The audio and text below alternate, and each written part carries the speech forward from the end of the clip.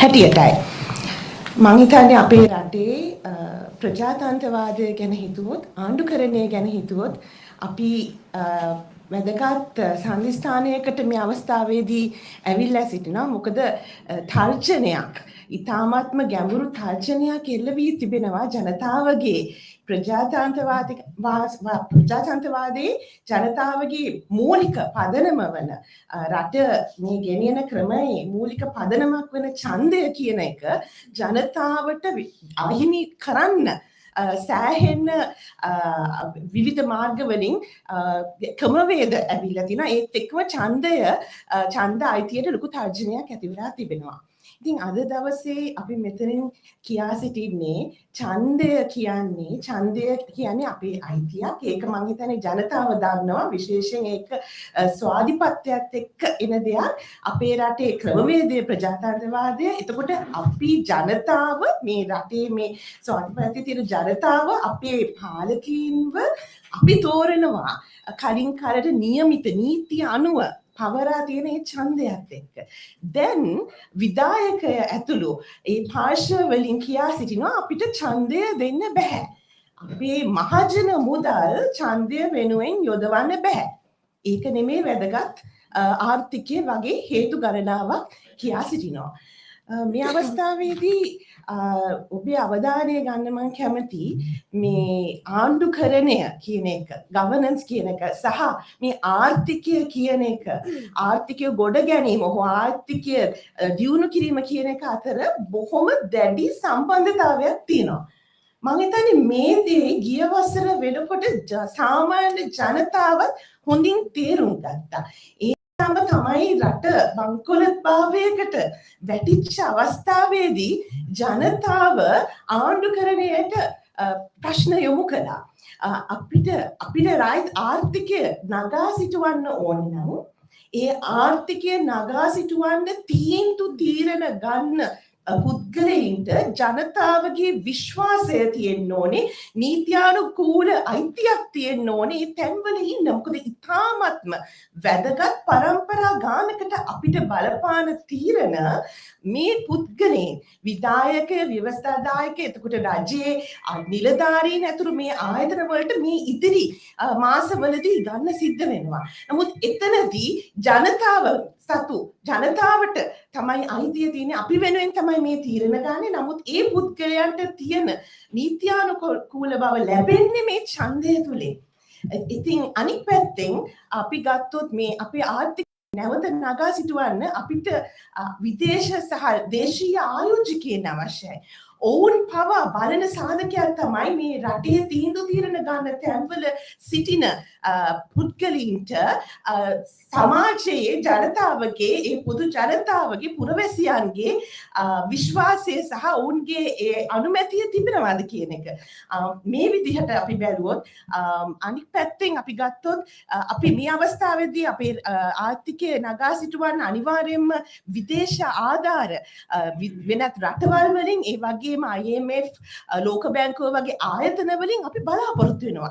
ඒ ආයතන පවා බලන දෙයක් තමයි මේ ඔවුන් දෙන ඒ ආධාර කාගේ අතරද පත් වෙන්නේ, ඒ පත්වන රට තුල ඒ ජනතාව සහ පාලකයන් අතර ඒ තියෙන්න ඕන නීත්‍යානුකූල සහ ඒ විශ්වාසය තියෙන ඒ පදනම තියනවාද කියන එක. ඉතින් ඇත්තටම ජනතාවට අපිට ආණ්ඩුවකට හෝ විධායකට හෝ කියන්න බෑ, මේ කරන්න බෑ මේ ආණ්ඩුකරණයට දැඩි පහරක් එල්ල කරන ගමන්, ප්‍රජාතන්ත්‍රවාදයට පහරක් එල්ල කරන ගමන් කියන්න බෑ මේ අපි අනිත් පැත්තෙන් ආර්ථිකය ගොඩනගනවා කියලා. ඒ දෙක පරස්පර විරෝධී. ප්‍රජාතන්ත්‍රවාදය නැති කරමින් ගොඩනගෙන ආර්ථිකයක ඇත්තටම ආර්ථිකයක් ගොඩ නැගෙනවද කියන එක ප්‍රශ්නයක්. අර මම ඉස්සෙල්ලා කිව්වා වගේ අන්තික එවැනි ගන්න තීරණවල ප්‍රතිලාභ කාට දෙන්නේ කියන එක ප්‍රශ්නයක්. ජනතා නියෝජිතයන්ගේ මේ අවස්ථාවේදී බලාපොරොත්තු වෙන, විශේෂයෙන් පාර්ලිමේන්තුවේ ඉන්න ජනතා නියෝජිතයන්ගෙන් විශේෂයෙන් බලාපොරොත්තු වෙනවා ඔබගේ යුතුයකම, ඔබ ඔතන ඉන්න මහජන මුදලින් යැපෙන ඔබට යම්කිසි කාර්යභාර තියෙනවා. ප්‍රධාන කාර්යභාර දෙකක් තියෙනවා. අපි ගත්තොත් මහජන නියෝජිතයන් ගත්තම එකක් තමයි රටේ නීති පද්ධතිය යාවත් කාලීනව පවත්වාගෙන යන්න එක, නීති ගෙන්න නීති අලුත් කරන්න ඕනේ. අනිත් එක තමයි මහජන මුදල් සම්බන්ධයෙන් අධීක්ෂණය මහජන මුදල් සම්බන්ධයෙන් තීරණ ගැනීම අධීක්ෂණය කිරීමේ ඒ බලය තියෙන්නේ පාර්ලිමේන්තුවට. එහෙමනම් ඡන්දයකට මුදල් දෙනවද නැද්ද මේ තීරණ සම්බන්ධයෙන් පාර්ලිමේන්තුවේ එකඟතාවය අනුමැතිය ලැබෙන්න ඕනේ. ඒ බලය මේ ප්‍රජාතාන්ත්‍රික ක්‍රමයක විධායකට ගන්න බෑ. මේ විධායකය ව්‍යවස්ථාදායකය සහ අධිකරණය කියන අංග තුන මත පදනම තමයි අපේ රටේ ආණ්ඩුකරණය වෙන්නේ. මේ එකිනෙකට අනිත් එක්ක බලය ගන්න බෑ. මේ අවස්ථාවේදී පාර්ලිමේන්තුවට නිහඬව සිටින්නත් බෑ. ජනතාව ඔවුන්ගේ නියෝජිතයන් දෙස බලා සිටිනවා. හිතන්න අපි මේ පුද්ගලයන්ව යම්කිසි සීමිත කාලයකට පත් කරලා ඔවුන්ට බලය දීලා ඔවුන්ට අපේ මහජන සම්පත් බාර දීලා අපේ අනාගතයේ බාර දීලා කියනවා හරි ඔන්න අවුරුදු 5ක් ඔන්න අවුරුදු 3ක් මේ වැඩේ කරගෙන යන්න. ඒ කාලේ ඉවර වුණාට පස්සේ වීක් පුද්ගලයන් කියනවා දැන් ඕන ඡන්දයට ආවට පස්සේ කියනවා නෑ ඡන්දයක් දෙන්න බෑ. අපි දෙකටම ඉන්නවා. එහෙම කරන්න පුළුවන්ද? මේ බොහොම සරලව කියනවා නම් ඒක තමයි සිද්ධ වෙලා තියෙන්නේ. නිසා මේ අවස්ථාවේදී මේ සිද්ධිය බලාගෙන සිටින සියලුම ජනතාවට කියා සිටිනවා ඡන්දය කියන එක ඔබේ අන්තිමට බඩට යන කෑම වලට පවා බලපානවා. ඡන්දය කියන එක සැහැල්ලු කරලා හිතන්න එපා. මේ අවස්ථාවේදී කිසිදු හේතුවකට ඡන්දය මේ විදිහට කල් දැමීමට ඉඩ දෙන්න එපා. ඔබ ජනතාව හැටියට ඔබගේ අයිතියට දිගින් දිගටම ඉල්ලා සිටින්න ඕනේ. මහජන නියෝජිතයන් හැටියට ඔබගේ යුතුයකම ඉටු කර නැත්නම් ඔබ ඔතන සිටීමේ ඵලය කුමක්ද? ඒ වගේම අපි විධායකට කියනවා ඒ ජනතාවට තියෙන පරමාධිපත්‍ය බලය නිගා කරන්න එපා. ඒකට මේ විදිහට ප්‍රහාර එල්ල කරන්න එපා කියලා සහ මේ අවස්ථාවේදී මගේ මෙතන සිටින අනිත් අපේ අකමැතිවෙක් පුද්ගලයන් විසින් තවත් වැදගත් අදහස් ඔබට එකතු කරයි. බොහොම ස්තුතියි.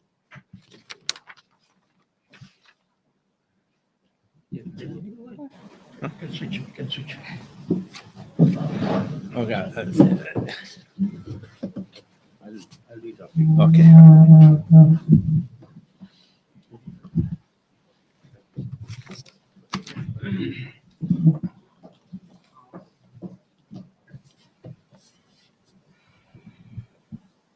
අපි සන්තෝෂයි මාධ්‍යයෙන් ලැබෙන මේ ප්‍රචාරය ගැන අපි සන්තෝෂයි. මම ජෙහාන් පෙරේරා, මම ජාතික සාමණ්ඩලයේ අධ්‍යක්ෂක. අපි කිසිසේත් එකඟ වෙන්නේ නැහැ ආණ්ඩුව ගත්ත තීරණයට මේ ඡන්දය කල් දාන්න. ආණ්ඩුව දීලා තියෙන හේතුත් අපිට පිළිගන්න බෑ. ඒ කියන්නේ රටට මුදල් නැහැ. නැත්තම් ඡන්ද කොමසාරිස්තුමා මේක හරියට කළේ නැහැ. දිනයක් හරියට දුන්නේ නැහැ. ඒව අපිට පිළිගන්න බෑ. අපි සන්තෝෂ වෙනවා අපේ ශ්‍රේෂ්ඨාධිකරණය තීන්දුව දෙකක් දීලා තියෙනවා මේ පිළිබඳව.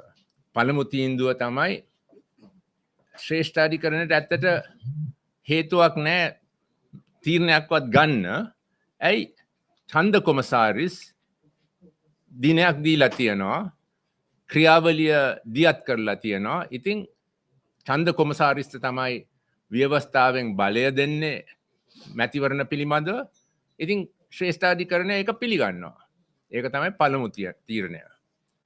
දෙවෙනි තීරණය වෙන්නේ ආණ්ඩුව කියනවා මුදල් නැහැ කියලා මුදල් බ්ලොක් කරනවා. මේ මුදල් අමාත්‍යාංශය ශ්‍රේෂ්ඨාධිකරණය කිව්වා ඒ වගේ අවහිර තියෙන එක හරි නැහැ කියලා. ඒ අවහිර ඉවත් කරන්න. ඉතින් මේකෙන් අපි දැන් පේනවා ශ්‍රේෂ්ඨාධිකරණය ආණ්ඩුවට මඟ පෙන්නලා තියෙනවා කොහොමද අපේ රටේ ප්‍රජාතන්ත්‍රවාදය රකින්නේ. ඒකට හේතුව ප්‍රජාතන්ත්‍රවාදයේ මූලික අදිතාලම වෙන්නේ මැතිවරණ, ඡන්ද, නිදහස් මැතිවරණ. ඉතින් ඒක කල් අනුව පවත්වන්න ඕනේ. ඒවා කල් දාන්න බෑ ආණ්ඩුවට. විශේෂයෙන් නීතියට පිට. ඉතින් අපි සන්තෝෂ වෙනවා මේකට ප්‍රතිචාරයක් වශයෙන් මුදල් අමාත්‍යාංශයේ ඇමතිතුමා කියලා තියෙනවා අපි මේකට මුදල් දැන් දෙනවා. අපි සන්තෝසය ගැන. අපි බලාපොරොත්තු වෙනවා මේ කල්දාපු මැතිවරණය ඉතා ඉක්මනින් පවත්වන්න එක ගැන අපි ශ්‍රේෂ්ඨ මේ අපේ ඡන්ද කොමසාරිස්ගෙන් ඉල්ලනවා ආණ්ඩුවෙන් ඉල්ලනවා මේ ඡන්දය ඉක්මනින් පවත්වන්න කියලා. බොහොම ස්තුතියි.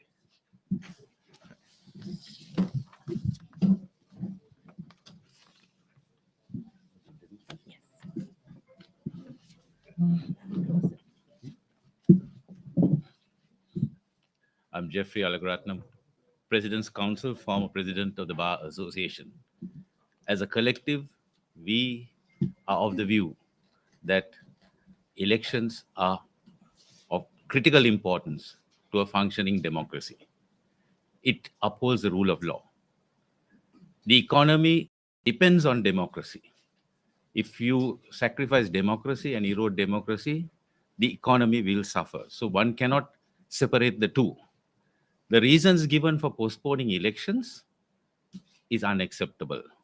As Mr. Jehan Pera just explained, the budget is there, and there is so much of expenditure on the part of the government. We have so many ministers with perks.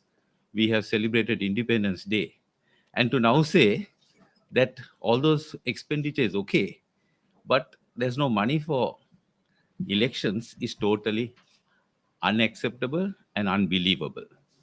And what is foremost is that both the legislature, the executive, and the judiciary hold positions of trusts under the Constitution for the people.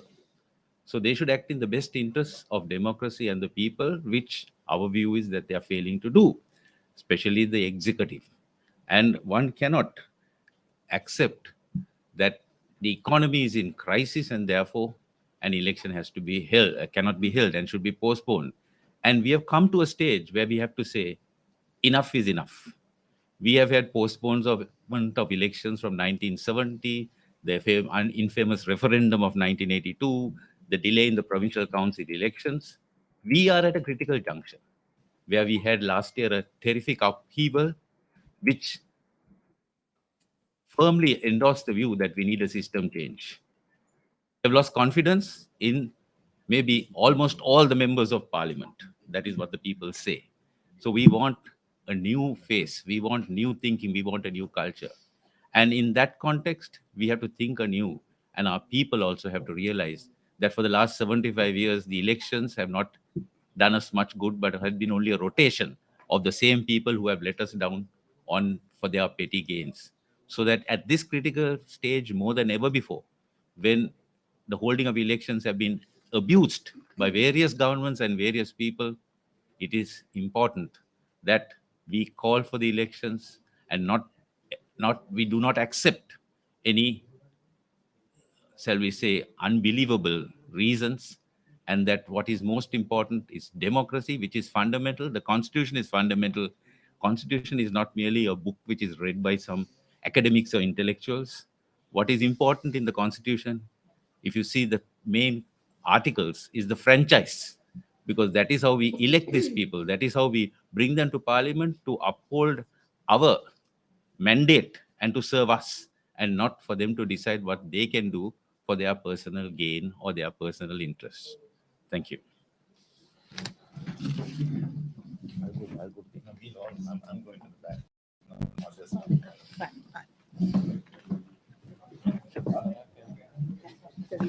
like using the chairs.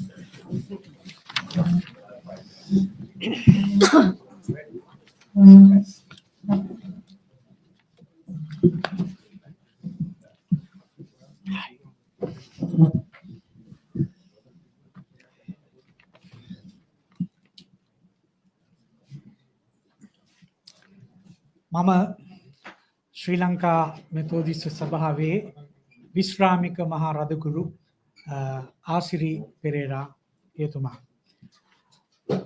අද අපි මේ ජනතාවගේ ඡන්ද අයිතිය වෙනුවෙනුයි මේ කතා කරන්නේ. ඒතකොට ආගමික නායකයෙක් හැටියට මට විශේෂයෙන්ම කියන්න තියෙන දෙයක් තමයි ජනතාව දැන් අවුරුදු 1.5 2 කාලේ ඉඳලා බොහොම පීඩා සහිත යුගයකටයි ඇතුල් වෙලා තියෙන්නේ. විශේෂයෙන්ම ආර්ථිකය කඩාගෙන වැටීම. ඒ වගේම ජනතාවට බදු ගෙවීමේ බර උවමනාවට වඩා වැඩි කිරීම. ඒ වගේම ජනතාවට විවිධාකාර බිල් විදුලි බිල වතුර බිල මේවා දැන් බොහොම ඉහළ ගිහිල්ලා තියෙන්නේ. මේ සියල්ලෙන් ජනතාවට තමයි දරාගන්න බැරි බරක් මේ පාලකයන් විසින් ගෙනල්ලා තියෙන්නේ. එතකොට එවැනි අවස්ථාවකදී ජනතාවට සම්පූර්ණ අවකාශයක් තියෙන්න ඕන, අයිතියක් තියෙනවා, ඒක ව්‍යවස්ථාවෙන්ම දීලා තියෙනවා. තමන්ගේ මේ තියෙන වැටුණු ආර්ථිකය සහ තමන්ට මේ දරාගන්න බැරි පීඩාවෙන් මිදෙන්නට එක මාර්ගයක් නම් ඡන්දය පාවිච්චි කරලා තමන් කැමති අයව පත් කර ගැනීම. ඒක ජනාධිපතිවරණය වෙන්න පුළුවන්, පාර්ලිමේන්තු මන්ත්‍රී වරුන්ව තෝරා ගැනීම වෙන්න පුළුවන්, එහෙම නැත්නම් පළාත් සභා ඡන්ද වෙන්න පුළුවන්, ප්‍රාදේශීය සභා ඡන්ද වෙන්න පුළුවන්. ඒ කොතනක හරි වෙනසක් ඇති කිරීමේ අවශ්‍යතාවය ජනතාවට තියෙනවා. දැන් අපි ඊටාම කනගාටු වෙනවා ජනතාවට තිබෙන්නා වූ බොහොම ප්‍රාථමික අවස්ථාවක් ඡන්දය පාවිච්චි කරලා ප්‍රාථමික මට්ටමේ වෙනසක් ඇති කිරීමට තිබෙන අවස්ථාව දැන් අවහිර කරලා තිබෙනවා. මම විශේෂයෙන්ම කනගාටු වෙනවා අපේ රටේ ජනාධිපතිතුමා වේවා පාර්ලිමේන්තුවේ සිටින්නා වූ අය වේවා ඔවුන් දැන් මේ ජනතාව ඉල්ලන මේ බොහොම ප්‍රාථමික මැතිවරණය ගැන හාස්‍යයට ලක්වන කාරණාවල් ප්‍රකාශ කරනවා. මේක ඉතාම කනගාටුදායක විතරක් නෙවෙයි, මේ ඔබ රිද්දන්නේ ජනතාවටයි.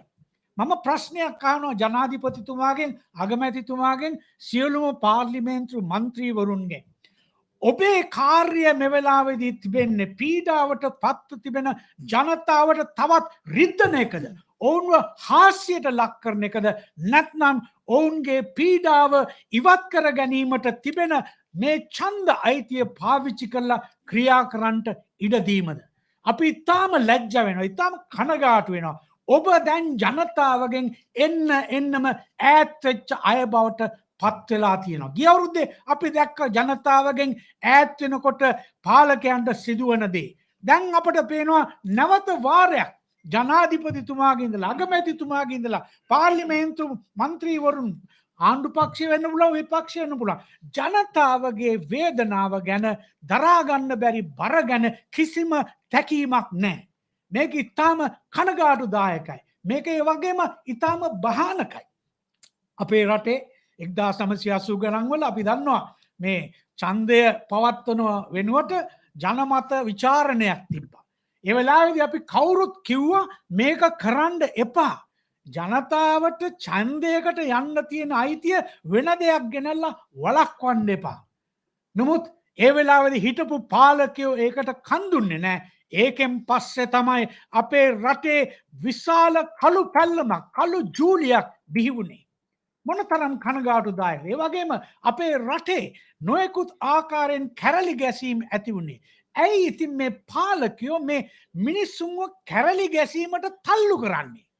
එනිසා අපි ඉතාම කරුණාවෙන් ඉල්ලන අපේ පාලකයන්ගෙන් ජනතාවට රිද්දන්න එපා.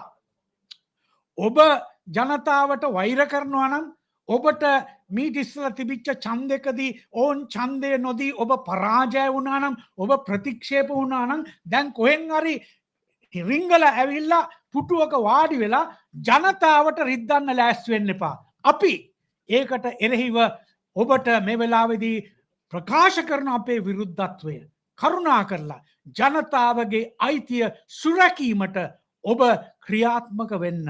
අපි හිතනවා අපි කරන මේ ඉල්ලීමට ඔබ සියලු දෙනාම අවනත වී අපිට ඔබට අණ දෙන්න බෑ තමයි. හැබැයි මතක තියාගන්න ඔබ ওই පුටුවල වාඩි කෙරෙව්වේ අපි. ඒ නිසා අපේ ඡන්දය පාවිච්චි කරලා පාලන තන්ත්‍ර වෙනස් කිරීමේ අයිතියට කරුණා කරලා අත තියන්න එපා. ඒක ගැන විහිළු කරන්න එපා. I'm retired President Bishop of the Methodist Church, Asiri Pereira. At this time, I want to say something very particularly about the people of our land. With the economic crisis and the bankruptcy of our country, it is the people who have had to face all the consequences. I'm sad that some of our rulers are still enjoying their comforts while the people are suffering. And the people are bearing it up again and again. You have gone and increased the electricity bills. You have increased the taxes. And you are bringing more and more pressure upon the general public. Now, in a situation like that, one way in which the people can let off their fumes is an election. Now, we were getting ready for a very primary election in our country, and people were hopeful that at least they can show to the rulers that they want a change. But I'm very sad that the president of our country has ridiculed this election in a very bad way in the parliament. That's not the place where we want to hear you saying things like that. And also, we are very disappointed with all the parliamentarians, both in the government and in the opposition, that you all are not taking serious consequences that can happen as a result of preventing and blocking an election that the people are asking for. This means you are pushing our people into a more vulnerable and a dangerous situation where people will not respond, but they will react. And reactions are very, very dangerous. We have seen this over a period of time in the 1980s. The particular government decided that they would not go for an election to elect the president, but would go for a referendum. At that time, as religious leaders and social leaders, we appealed to the government not to do that. But we were not heard, and they went ahead with it. And what is the end result? The country went into a completely anarchist state, and there was so much of turmoil, and so many lives were sacrificed. Now, I'm appealing to our president, to the prime minister, and to all the members of the parliament in the government and also in the opposition. Please don't pressurize and put people into difficult corners where they have no other way in which they can express themselves. And our appeal to you now is, please listen to the people. Don't bring lame excuses. If you have the money to spend so much for the Independence Day celebration, if you have money to continue to enjoy your official parties and other privileges, why is it that you say you don't have money to conduct an election, which is a basic need of every citizen of this country? So please listen to our appeal and move forward to hold these elections. We know very well that if you stop one election, that's step number 1, and there will be the step number 2, the 3, the 4, and that means we are to just sit down and wait while you do what you want to do. Don't think that people are going to tolerate that. So please stop all this nonsense and listen to the people's voice and give us the right to vote. Thank you.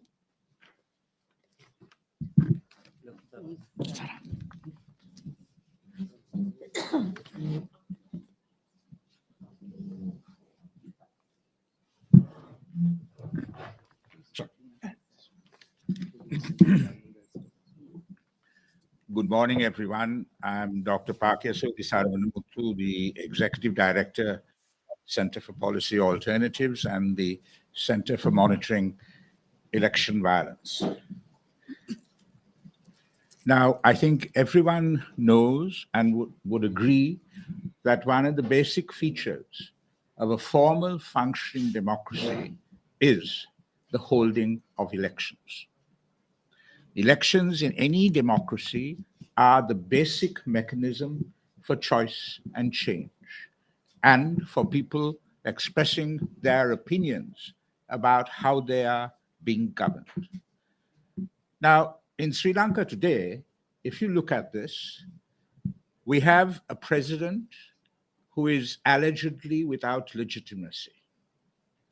We have a parliament that has lost its mandate. We do not have provincial council elections or provincial councils. And now we are faced with the situation of not having local government bodies. What this means is effectively the administration, the powers, the functions of the second and third level of government will be performed by the executive. We are talking, therefore, about a concentration of powers which flies in the face of the very spirit of devolution that we got with the 13th Amendment.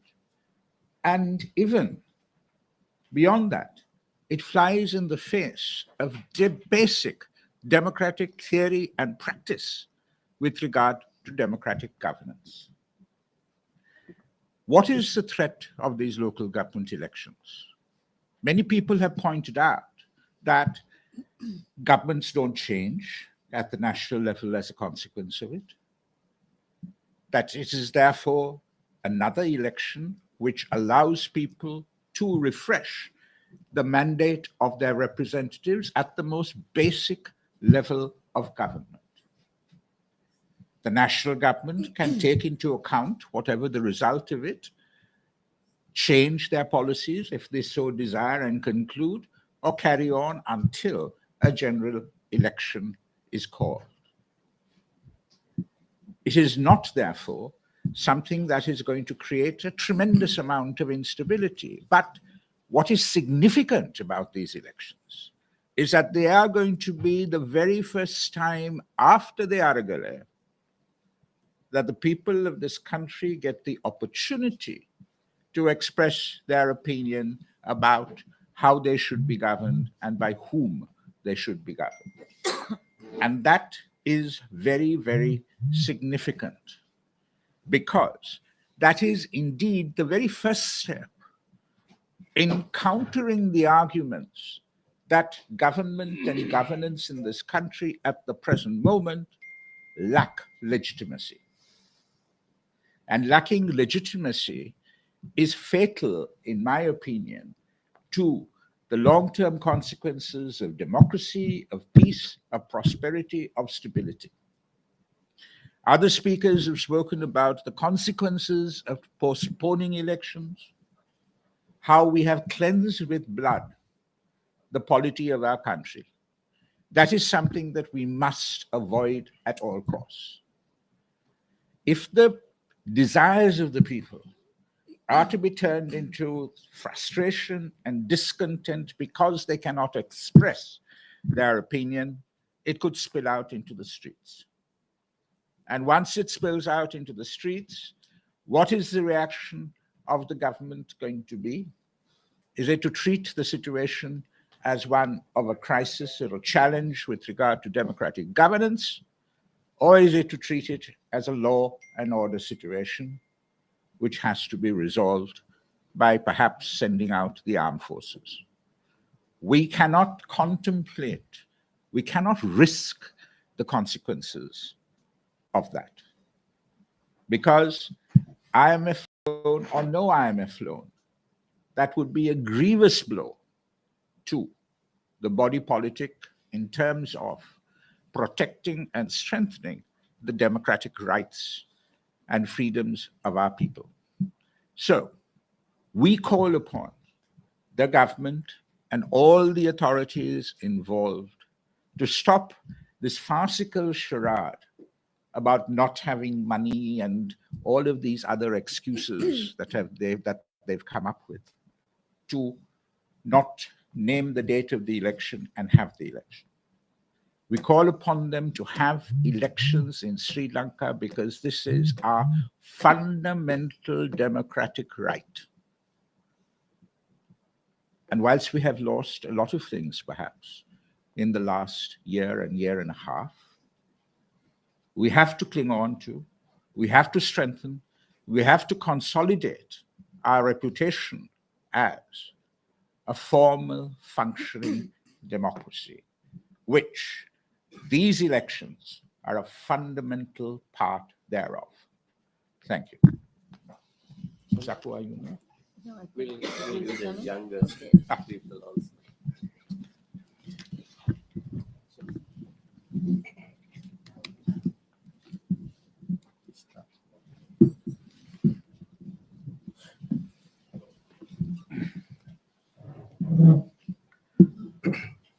අයිබෝන් සුබදැසනක් මම ශමීර දෙද්දුවගේ සමාජ ක්‍රියාකාරික. මුලින්ම කියන්න ඕන මේ අපි මෙතන මේ ඡන්දය ගැන හිතන පොඩි මනෝභාවයක් තියෙන පොඩ්ඩක් එක අපි නිවැරදි කරගන්න ඕන. මේ ඡන්දයක් කියලා කියන්නේ මේ පාලකයන් විසින් අපිට දෙන අපි ගැන හිතලා කරන පින්කමක් නෙමෙයි. රටක ඡන්දය පවත්වනවා කියන්නේ පින්කමක් නෙමෙයි, චැරිටි එකක් නෙමෙයි. රටක ඡන්දය පවත්වනවා කියන එක ඒ රටේ පාලකයා විසින් රටේ ජනතාවට කළ යුතු මූලික යුතුකම් වලින් වගකීම් වලින් එකක්. ඒකටත් එක්ක තමයි බදු ගහලා තියෙන්නේ. අපි ගොඩක් වෙලාවට කල්පනා කරනවා මේ ඡන්දය කියලා කියන්නේ පවත්නා රජය විසින්, විධායකයෙ විසින්, ව්‍යවස්ථාදායකයෙ විසින් අපිට දෙන දෙයක් කියලා. ඒක අපිට දෙන දෙයක් නෙමෙයි. ඒක අපි වෙනුවෙන් කරන සේවයක් නෙමෙයි. ඒක අපිට ලැබිය යුතු අපේ අයිතිවාසිකම. ඒ අයිතිවාසිකම නිසි පරිදි කරනවට තමයි අපි ඒගොල්ලන්ට පඩි ගෙවන්නේ. මේ රටේ ජනාධිපතිවරයා කියලා කියන්නේ ජනතාවගෙන් පඩි ලබන සේවකයෙක්. මේ රටේ අග්‍රාමාත්‍යවරයා කියලා කියන්නේ ජනතාවගෙන් පඩි ලබන සේවකයෙක්. මේ රටේ පාර්ලිමේන්තුවේ ඉන්නේ මේ රටේ ජනතාවගෙන් පඩි ලබන සේවකයෝ. ඒගොල්ලන්ට ජනතා මුදලින් දීමනාවක් දීලා තියෙන්නේ මේ රාජකාරී ටික සේරම කරන්න තමයි. එකක් කරනවා කියන එක නිදහසට කාරණයක් විදිහට පෙන්නලා අනිත් එක කරන්න නෙමෙයි. කාටවත් කියන්න බෑ අපි ආර්ථිකය හදනවා ඒ නිසා චුට්ටක් ඉන්න ඉවසලා අපි පස්සේ ඡන්ද තියන්නම් කියන කාටවත් අයිතියක් නැහැ. ඒක හරියට සමාන වෙන්නේ ඉස්පිරිතාලේ ICU එකේ ඉන්න ලෙඩෙක් ඉන්නවා. මේ ලෙඩාට කණ්ඩ දෙන්න ඕන කැම දිරවන්නේ නැහැ. ඒ නිසා අපි කැම දිරවනකට සොලියුෂන් එකක් හොයාගන්නකම් ඒකට විසඳුමක් හොයාගන්නකම් අපි පොඩ්ඩක් මේ ඔක්සිජන් දෙන එක නවත්තමු වගේ කාරණයක් තමයි මේ කියන්න හදන්නේ. ඕනම ප්‍රජාතන්ත්‍රවාදී රටක ජීවනාලිය වෙන්නේ ඒ රටේ කලට වෙලාවට සාධාරණ නිදහස් මැතිවරණ තියෙන එක. නිදහස් සහ සාධාරණ මැතිවරණ තියන්නේ නැතුව ගොඩ ගිය රටවල් එකක්වත් ලෝකේ නැහැ. දැන් සමහරු කියමින් ඉන්නවා මේ වෙලාවේ ඡන්දයක් තිබ්බොත් එහෙම රට අස්ථාවර වෙයි. එහෙම නැත්නම් මේ ලබාගෙන තියෙන ප්‍රගතිය ආපස්සට යයි. කොහොමද එහෙම කියන්නේ? කොහොමද එහෙම කියන්නේ? ඔබ කොහොමද දන්නේ? අපි මේ රටේ දැන් මේ පාලනය කරන පක්ෂ කීපයක් තියෙනවනේ. දැන් ඔක්කොම එකතු වෙලානේ තියෙන්නේ. අපි ඔය එකතු වෙලා තියෙන පක්ෂගෙන් අහනවා ඔබ කොහොමද ඒක දන්නේ? කවුද දන්නේ ඔබ දිනුවොත් එහෙම? දැන් ඕගොල්ලෝ කරගෙන යන වැඩ පිළිවෙල ඉතාම හොඳයි නම් ජනතාව ඒ ගැන පුදුම ප්‍රසාදයට පත් වෙලා නම් ඉන්නේ. බය නැතුව ඡන්දේ තියන්නකෝ. දිනුවොත් එහෙම කවුද දන්නේ? ඡන්දයක් තියන්නෙත් නැතුව ඕගොල්ලෝ කොහොමද පේන බලන්නේ? ඕගොල්ලෝ ඡන්දෙන් පරාද වෙයි කියලා. ඡන්දෙන් පරාද වෙයි කියලා බය නිසානේ ඡන්ද තියන්නේ නැත්තේ. ඒ කියන්නේ ඕගොල්ලෝ මේ දැන් කරමින් ඉන්න වැඩ පිළිවෙල මොකක් හරි අවුලක් තියෙනවා කියන එක ඕගොල්ලන්ගේ හෘද සාක්ෂියට තේරෙනවා. ඉතින් ඒ හෘද සාක්ෂියට තේරෙන අවුල විසඳ ගන්න ඕන ප්‍රතිපත්ති සම්පාදනය මිසක් ජනතාවත් එක්ක හැංගි මුත්තන් සෙල්ලම් කරලා නෙමෙයි. මේ වෙලාවේ කරමින් පවතින අන්න එකයි. අර ඉංග්‍රීසි භාෂාවේ කියමනක් තියෙනවා they are pissing on us even without having the courtesy of calling it rain කියලා. right? දැන් මේ වෙලාවේ කරමින් පවතින අන්න ඒක. ඉතින් මේක සෙල්ලමක් නෙමෙයි. මොකද මේ විදිහේ හැංගි මුත්තන් සෙල්ලම් මීට කලින් මේ රටේ ඕන තරම් වෙලා තියෙනවා. 1982 මේ ලංකාවේ පළවෙනි වතාවට මහ විහිළු සහගත විදියට ඡන්දයක් තියන්න ඕනද නැද්ද කියලා මිනිස්සුන්ගෙන් ඡන්ද විමසුවා. 82. අවසාන ප්‍රතිඵලය වුණේ මොකද්ද? අවසාන ප්‍රතිඵලය කළු ජූලියෙන් පටන් අරගෙන 88 89 මහා වර්ග සංහාරයක් දක්වා රට ගියා. මේ රට ලේ විලක් බවට පත් වුණා. අපි අවුරුදු ගාණක් යනකම් තාමත් මේ කතා කරන මොහොත දක්වා අපි ඒක වන්දිය කියලා ඉවර නැහැ. ඊට පස්සේ ඊට කලිනුත් ඡන්ද කල් තිබ්බ ඊට පස්සෙත් කල් තිබ්බ මගේ පරම්පරාවට මතක තියෙන පළවෙනි අධ්‍යක්ෂකම නිසා මේකෙන් දැන් කිව්වේ. දැන් මේක ලංකාව විතරක් නෙමෙයි වෙලා තියෙන්නේ. මේක ලෝකෙ වෙනටත් මේ ආකාරයටම වෙලා තියෙනවා. මේ විදියටම වෙලා තියෙනවා. මේ විදියටම අනිත් පැත්ත රටවල් කඩාගෙන වැටලා තියෙනවා. ඒ නිසා නෝනාවරුනි මහත්තුරුනි ඡන්ද තිබ්බා කියලා නිදහස් සාධාරණ මැතිවරණ කලට වෙලාවට තිබ්බා කියලා කඩා වැටෙන රටවල් ලෝකෙ කොහෙවත් නැහැ. නිදහස් සහ සාධාරණ මැතිවරණ කලට වෙලාවට තියන්නේ නැති නිසා කඩාගෙන වැටලා විනාශ වෙලා නැති බංගස්ථාන වෙලා ගිය රටවල් නම් ලෝකෙ ඕන තරම් තියෙනවා. ඒ නිසා හොඳට මතක තියාගන්න. IMF එක එන්න පුළුවන් නොඑන්න පුළුවන්. ජාත්‍යන්තර ප්‍රජාව අපට සහයෝගය දෙන්න පුළුවන් නොදෙන්න පුළුවන්. හැබැයි ඒ සියල්ල තීරණය වෙන්නේ ඔබ සහ අප ප්‍රජාතන්ත්‍රවාදී රාජ්‍යයක් ලෙස පවතින තාක් කල් පමණයි. අපි ප්‍රජාතන්ත්‍රවාදී රාජ්‍යයක් නොවෙන්නේ යම් මොහොතකද එතන් පටන් ඉස්සරහට ආයේ ලෝකේ අපි දිහා බලන්නේ අර කලින් බැලුවා වගේ මිනි කන්නන්ගේ දේශයේ විදියටයි. ඒ ටික ආපහු කරගන්න ඕනේ නම් මේ විදිහට හැංගිමුත්තම් කළාට කමක් නැහැ.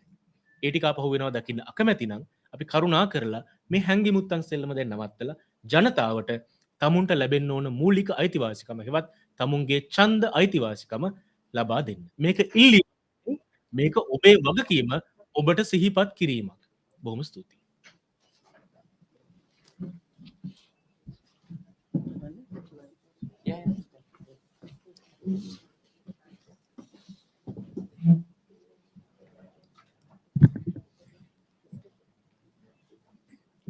I'm Dr. Sakunthala Kadirgama, Executive Director of the Law and Society Trust.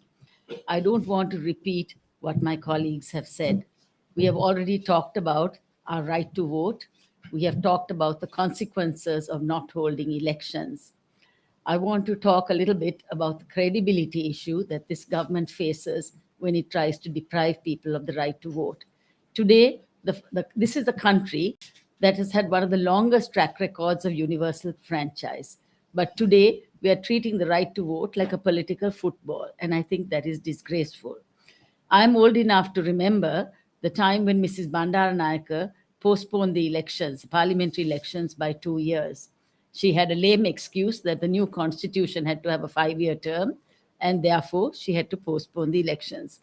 The United National Party, of which President Ranil Wickremesinghe is a member, jumped up and down and mobilized people against this, saying this was the end of democracy. Then in 1980, when J.R. Jayawardena wanted to postpone the elections and had a referendum instead, the Sri Lanka Freedom Party, very underrepresented in parliament, jumped up and down and said this is the end of democracy. As we said, provincial councils elections have not been held, and neither party fought for that. So this is the beginning of the end. This is the way countries which have guided democracies, one-party democracies, these are the ways that they go down a slippery slope.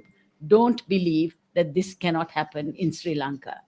Today, we have reneged on our bonds, sovereign bonds. So our credit ratings are very low. We renege on elections. The credibility of our parliamentarians are going to be very low. Who will trust you? If the people cannot trust you, why should foreigners, investors, and who knows, and regional governments want to do business in a country which is really run by unreliable, untrustworthy people? If you don't respect your citizens, don't expect them to respect you. One day, somewhere down the line, when you come for the vote, people have long memories. They will remember this.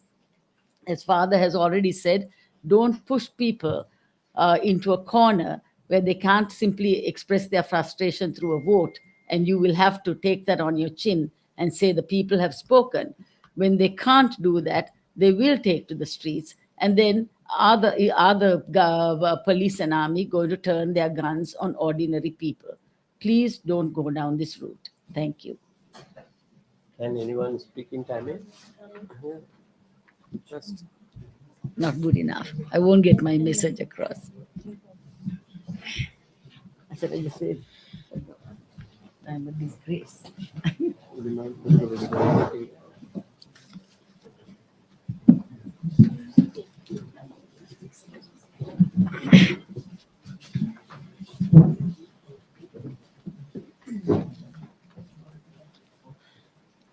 நான் Manas மக்கீன் cafe தேர்தல் கண்காணிப்பு அமைப்பின் நிறைவேற்று பணிப்பாளர். இலங்கையை பொறுத்தவரையில் இலங்கையில் ஆட்சிக்கு வருகின்ற ஒவ்வொரு ஆட்சியாளர்களும் அரசாங்கங்களும் ஜனநாயகத்தை மதிப்பளித்து ஜனநாயக ரீதியாக உரிய காலத்தில் தேர்தலை நடாத்தாமல் அவர்களுக்கு தேவையான காலத்துக்குள் தான் தேர்தலை நடத்துகின்ற ஒரு செயற்பாட்டை கடந்த காலங்களில் கண்டிருக்கின்றோம். குறிப்பாக அந்த ஆட்சியாளர்களுக்கு குறித்த காலம் நிறைவடைவதற்கு முன்னர் தேவைப்படுகின்ற போது அதற்கு 1 வருடம் முன்னோ அல்லாவிட்டால் 2 வருடம் முன்னோ அந்த தேர்தலை நடத்துவார்கள். அல்லாவிட்டால் குறிப்பிட்ட தேர்தல்களை தொடர்ச்சியாக பிற்போடுவதிலே அவர்களதை கவனம் செலுத்தி அவர்களுக்கு தேவையான காலம் வரும் வரைக்குமே காத்திருந்து குறிப்பிட்ட தேர்தல்களை நடாத்துகின்ற செயற்பாடுகளைத்தான் காண்கின்றோம்.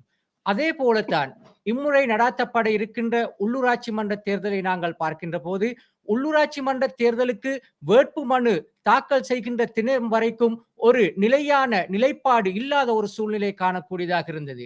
இந்த தேர்தல் நடக்குமா நடக்காதா என்ற ஒரு சந்தேகம் பலர் மத்தியிலும் காணக்கூடியதாக இருந்தது. குறிப்பாக அரசாங்க உத்தியோகத்தர்கள் கூட இந்த தேர்தலில் போட்டியிடுவது குறித்து பல விடுத்தம் சிந்தித்தார்கள். ஏனென்று சொன்னால் தேர்தல் நடாத்தப்படாமல் இருக்கின்ற போது சம்பளமின்றி அவர்கள் வீடுகளிலே முடங்கி இருக்க வேண்டிய ஒரு சூழ்நிலை ஏற்படும் என்று அதிகமான அரசாங்க உத்தியோகத்தர்கள் கூட இந்த தேர்தலிலே போட்டியிடுவதற்கு முன்வராத ஒரு சூழ்நிலை காணக்கூடியதாக இருக்கின்றது. இப்போது நாங்கள் பார்க்கின்றோம் இலங்கையில் இருக்கக்கூடிய தேர்தல் கட்டமைப்புகளில் மாகாண சபை தேர்தல் ஒன்று இருந்தது. கடைசியாக இந்த மாகாண சபை தேர்தல்கள் இப்போது நடாத்தப்பட்டது என்று சிந்திக்கின்ற போது பல வருடங்கள் கடந்திருக்கின்றன. உண்மையிலே கடைசியாக முதல் 9 மாகாணங்களிலும் முதலாவது மாகாண சபையாக சப்ரகமுவ மாகாண சபை 2017 ஆண்டு 9 மாதம் 26ஆம் தேதி காலம் நிறைவுக்கு வந்திருக்கின்றது. இதுவரைக்கும் அந்த தேர்தல் காலம் நிறைவடைந்து அந்த தேர்தலுக்கு பதிலாக இன்னொரு தேர்தல் நடத்தப்பட்டிருந்தால் மீண்டும் ஒரு தேர்தலை சந்திக்க வேண்டிய ஒரு சூழ்நிலை இருந்திருக்கும். இப்போது மாகாண சபை உறுப்பினர்களுக்கும் அது மறக்கடிக்கப்பட்டிருக்கின்றது, வாக்காளர்களுக்கும் மறக்கடிக்கப்பட்டிருக்கின்றது. உள்ளூராட்சி மன்ற தேர்தல்களை பார்க்கின்ற போது 2015ஆம் ஆண்டு நடத்தப்பட வேண்டிய உள்ளூராட்சி மன்ற தேர்தலை தொடர்ச்சியாக இழுத்தடித்தார்கள். சிவில் அமைப்புகள் தொடர்ச்சியாக குரல் கொடுத்ததன் விளைவாக அந்த அழுத்தத்தின் விளைவாக 2018ஆம் ஆண்டு அந்த தேர்தலை நடத்தினார்கள். இப்போது இந்த தேர்தலை நாங்கள் பார்க்கின்ற போது உள்ளூராட்சி மன்றங்களுக்கான கால அவகாசம் முடிவடைந்து உள்ளூராட்சி அமைச்சருக்கு இருக்கின்ற அதிகாரத்தை கொண்டு 1 வருட காலத்தை நீடித்திருந்தார்கள். தேர்தலை நடாத்துவதற்கு தேர்தல் ஆணைக்குழு முயற்சி செய்கின்ற போது அதற்கு பல தரப்பினராலும் எதிர்ப்புகளும் அதை நடாத்துவதற்கு முடியாத சூழ்நிலைகளை உருவாக்குவதிலுமே பலர் ஈடுபடுவதை அவதானிக்கக்கூடியதாக இருக்கின்றது. இலங்கை வரலாற்றில் முதற் தடவையாக 23க்கும் மேற்பட்ட தடவை ஒரு தேர்தலை பிற்போடுவதற்கு குறிப்பிட்ட ஒரு சாரார் முயற்சித்த ஒரு தேர்தல் என்று சொன்னால் இது இந்த உள்ளூராட்சி மன்ற தேர்தலாகத்தான் இருக்கின்றது. இலங்கையில் சர்வஜன வாக்குரிமை கிடைக்கப்பெற்று 75வது தேர்தலுக்கு நாங்கள் முகம் இதுவரை இந்த தேர்தலை பிற்போடுவதற்கு ஜனநாயகத்தை குழி தோண்டி புதைப்பதற்கு குறிப்பிட்ட ஒரு சாரார் ஈடுபடுவதை போன்ற வேற எந்த தேர்தலுக்கும் ஈடுபடவில்லை என்பதனை நாங்கள் ஞாபகப்படுத்திக் கொள்ள விரும்புகின்றோம். எனவேதான் குறிப்பாக இந்த தேர்தலை நடாத்துவதின் பிரதான பங்குதாரராக தேர்தல் ஆணைக்குழு காணப்பட்டாலும் தேர்தல் ஆணைக்குழுவுடன் இணைந்து பல தரப்பினர்களும் அரசாங்க திணைக்களங்கள் கூட்டுத்தாபனங்கள் இணைந்துதான் இந்த தேர்தலை நடாத்துவதற்கு ஒத்துழைக்க வேண்டும். எனவேதான் தேர்தல் ஆணைக்குழு முன்னெடுக்கின்ற செயற்பாடுகளுக்கு ஏனைய திணைக்களத்தில் இருக்கக்கூடிய பிரதான நிறைவேற்று அதிகாரிகள் பணிப்பாளர்கள் அதற்கு உதவி புரிய வேண்டும். அவ்வாறு உதவி புரியாவிட்டால் அவர்களும் இந்த ஜனநாயகத்தை குழி தோண்டி புதைக்கின்ற செயற்பாட்டின் பங்குதாரர்களாகத்தான் மாறுகின்றார்கள். இப்போது நாங்கள் பார்க்கின்றோம் பல நூற்றுக்கணக்கான மக்கள் பிரதிநிதிகள் காணப்பட்ட மாகாண சபைகளிலே 9 ஆளுநர்கள் தான் காணப்படுகின்றார்கள். அதே போல மார்ச் 19ஆம் தேதிக்கு பின்னர் உள்ளூராட்சி மன்றங்களின் அதிகாரங்கள் குறிப்பாக ஆணையாளர் வசம் வழங்கப்படுகின்ற போது 8000க்கும் மேற்பட்ட மக்கள் பிரதிநிதிகள் காணப்பட்ட உள்ளூராட்சி மன்றங்களிலே 339 உள்ளூராட்சி ஆணையாளர்கள் மாத்திரம்தான் குறிப்பாக அந்த பிரதேசங்களிலே கடமையாற்ற போகின்றார்கள். அந்த 8000க்கும் மேற்பட்ட உள்ளூராட்சி மன்ற உறுப்பினர்களிலே ஏறத்தாழ 2000க்கும் மேற்பட்ட பெண் உறுப்பினர்கள் மக்கள் பிரதிநிதிகளாக காணப்பட்டார்கள். ஆனாலும் உள்ளூராட்சி மன்றங்களில் இருக்கக்கூடிய ஆணையாளர்களை பார்க்கின்ற போது அதிக அளவிலான ஆண் உத்தியோகத்தர்கள் தான் ஆணையாளர்களாக கடமையாற்றிக் கொண்டிருக்கின்றார்கள். எனவேதான் மக்களது ஜனநாயக உரிமைகளுக்கு மதிப்பளித்து உடனடியாக இந்த தேர்தலை நடாத்துவதற்கு அனைத்து தரப்பினரும் ஒத்துழைக்க வேண்டும் என இந்த சிவில் மக்கள் ஒன்றியம் ஊடாக நாங்கள் வேண்டிக் கொள்கின்றோம். நன்றி.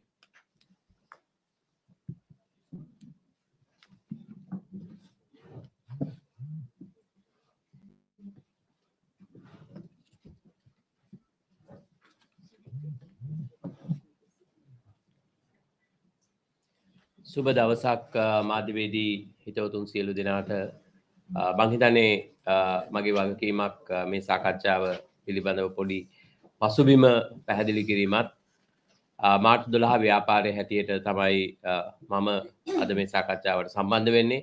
ඒ වගේම මේ මගේ දෙපැත්තේ ඉන්න සහ ඉදිරි පෙළ ඉන්න සියලුම දෙනා විවිධ වෘත්තීය වේදීන් විවිධ ශේෂ්ත්‍රවල කටයුතු කරන කණ්ඩායම් සිවිල් සමාජ කණ්ඩායම් අපි සියලු දෙනා අද එකතු වෙලා ඉන්නේ මේ රටේ පාලකයින් විසින් රටේ ජනතාවගේ මූලික අයිතියක් වන ඡන්ද අයිතිය මේ මොහොතේ පැහැර ගැනීමට සූදානමක් තිබෙනවා. එහි ආරම්භක ක්‍රියාමාර්ග මේ වෙනකොටත් අරගෙන තිබෙනවා. ඒ නිසා පුරවැසියන් හැටියට මේ රජයට මේ ආණ්ඩුවට බල කරන්නට අපි කණ්ඩායමක් හැටියට අපේ ඡන්ද අයිතිය අපේ මූලික අයිතිය අපෙන් පැහැර ගන්නට එපා කියන පණිවිඩය ආණ්ඩුවට ලබලා දෙන්න. දැනට අධිකරණය හරහා තහනම් නියෝගයක් නැත්නම් తాවකාලික නියෝගයක් ලබලා දීලා තිබෙනවා. ආණ්ඩුව කරගෙන යන ආණ්ඩුව බාධා කරමින් තිබෙන මුදල් ලබා දීමේ ක්‍රියාවලිය ඒ බාධා කිරීම නවත්වන හැටියට. හැබැයි තවමත් අපිට පේන්නට නැහැ මැතිවරණය පැවැත්වීම සම්බන්ධයෙන් ආණ්ඩුව සාධනීය පියවරක් ගන්න ස්වරූපයක්.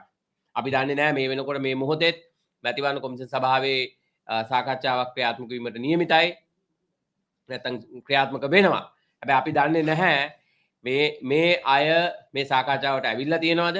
ඔවුන් මේකට එකඟතාවය පළ කරනවද කියලා. මොකද නැවත වරක් මුදල් ලබා දීමේ ක්‍රියාවලිය දින නියමයකින් තොරව කල් යන්න පුළුවන්. ආණ්ඩුව ජනාධිපතිවරයා මේ පිළිබඳ පැහැදිලි ස්ථාවරයක් රටට ප්‍රකාශ කළ යුතුයි. අපි දැක්කා අමාත්‍යවරු මේ සම්බන්ධයෙන් ප්‍රකාශ නිකුත් කරනවා. හැබැයි අපි දන්නවා මේ ක්‍රියාවලිය පිටිපස්සේ ප්‍රධාන භූමිකාව ඉන්නේ ගරු ජනාධිපතිතුමා. නිසා ජනාධිපතිතුමා රටට පැහැදිලි අදහසක් ප්‍රකාශ කළ යුතු වෙනවා. ඔහු මැතිවරණය තියන්නට අධිකරණය ලබා දීපු නියෝගයට අනුගතව මුදල් ලබා දීමේ ක්‍රියාවලිය සිදු කරනවාද කියලා. මේ මොහොත වෙනතෙක් ඒ සම්බන්ධයෙන් මුදල් අමාත්‍යවරයා හැටියට කිසිදු ප්‍රකාශයක් අපි දැක්කේ නැහැ. ජනාධිපතිවරයා ඍජු ලෙස ප්‍රකාශ කරනවා.